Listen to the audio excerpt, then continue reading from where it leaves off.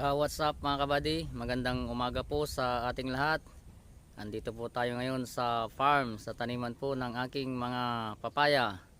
Ang gagawin po nga natin ngayong umaga ay magpapakain po tayo sa ating mga papaya ng triple 14 at saka dupus. Mag-a-apply po tayo ng 225 grams o isa't kalahating lata ng sardinas na triple 14 at saka kalahating lata ng sardinas na dupus o 75 grams po sa 16 liters po na tubig. Ali 2 weeks na po ata na hindi po ako nakapag-abono sa ating tanim na papaya.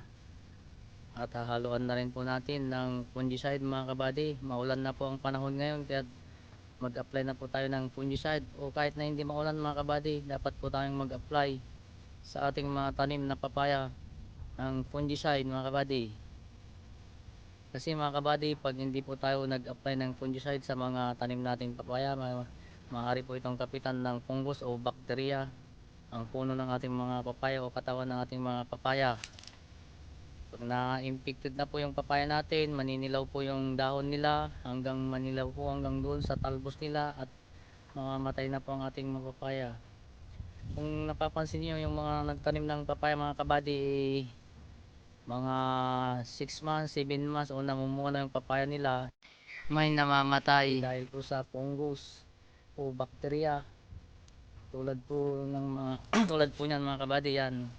Ganyan po, pag nanilaw na po yan hanggang sa kanyang talbos ay mamamatay na po mga kabady. Kaya dapat po mga kabady, mag-apply po tayo ng fungicide sa ating mga tanim na papaya.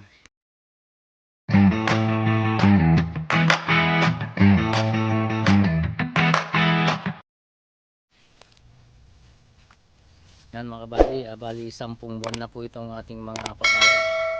Marami na rin po na tayong nabinta at nakuha mga hinog.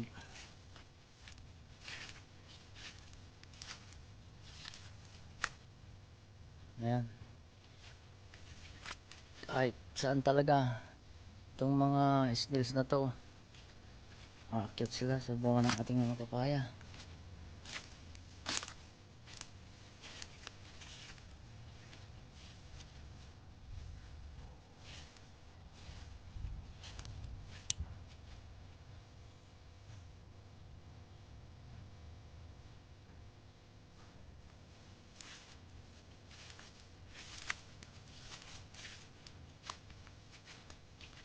Mga buddy, may maliliit, hindi na tayo nakapag fruit slingsyo, hindi ko maharap, may pasok po tayo.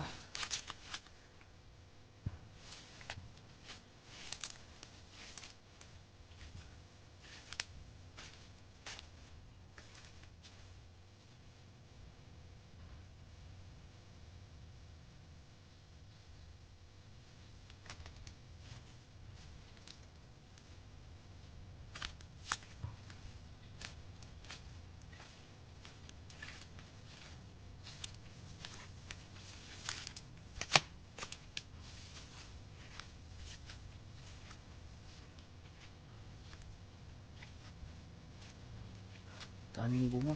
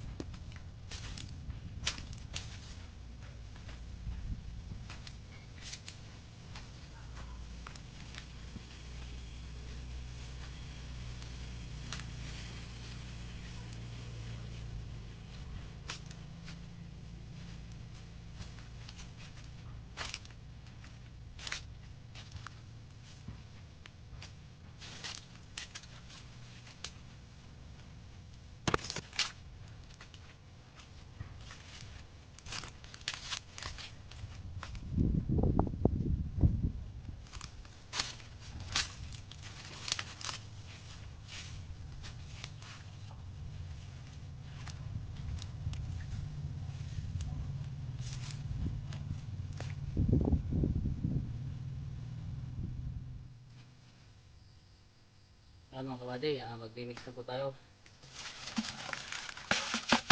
16 liters po mga kabady na tubig.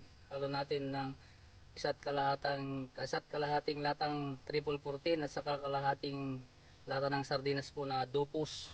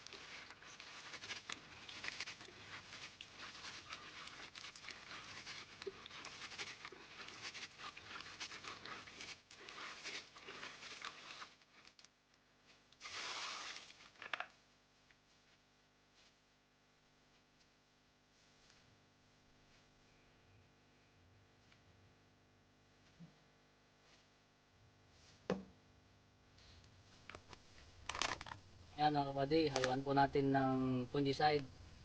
D10 po yung gagamitin natin, D10 M45. Lagyan po natin ng 4 na kutsara kada 16 liters na tubig.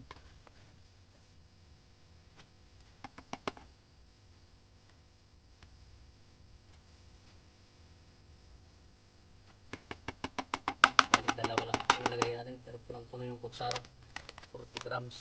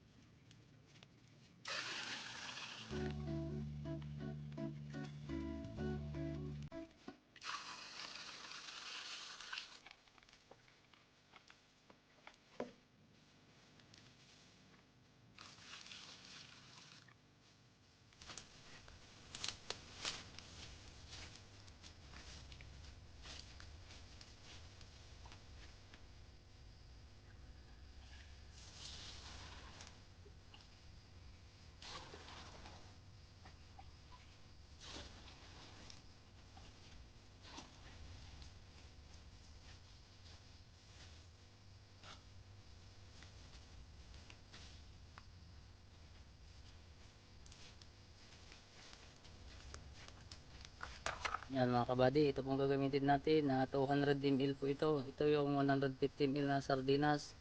Ito naman yung 200, itong gagamitin natin 200 ml.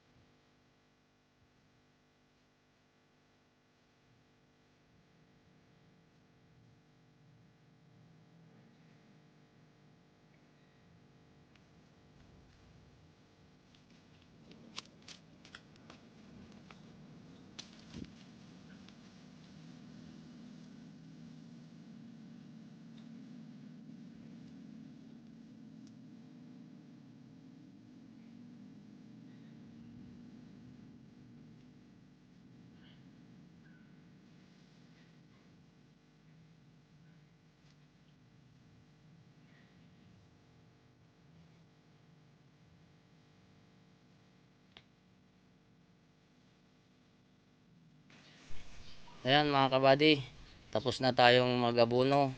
Hanggang sa susunod na video. Bye-bye!